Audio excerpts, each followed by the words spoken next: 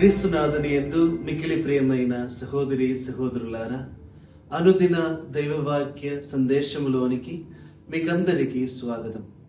ఈరోజు మార్కు సువార్త 1వ అధ్యాయము 40 నుండి 45 వరకు ఉన్న వచనాలలో యేసు ప్రభు ఒక కుష్ఠరోగిని స్వస్థపరుస్తున్న ఒక మంచి సంఘటనను మనము చూస్తున్నాము.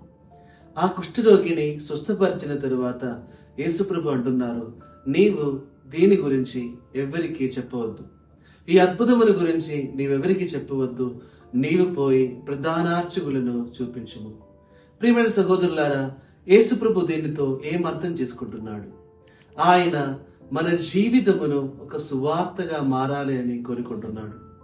మన జీవితము ద్వారా అనేకులకు సువార్త ప్రచారం చేయాలి అని ఆయన మనతో మాట్లాడుతున్నారు. ఆయన తన జీవితముతో మాత్రము కాదు, అటు వెనుక ఆయనకు జరిగినటువంటి ఆ స్వస్థతల గురించి చాలా మందితో ప్రకటిస్తున్నారు. ప్రియమైన దేవుని బిడ్డలారా, మన జీవితముల గురించి ఒకసారి పరిశీలించుకుందాం. మన జీవితములో ఎన్నెన్నో అద్భుతములు, ఆశ్చర్య కార్యములు జరుగుతున్నాయి.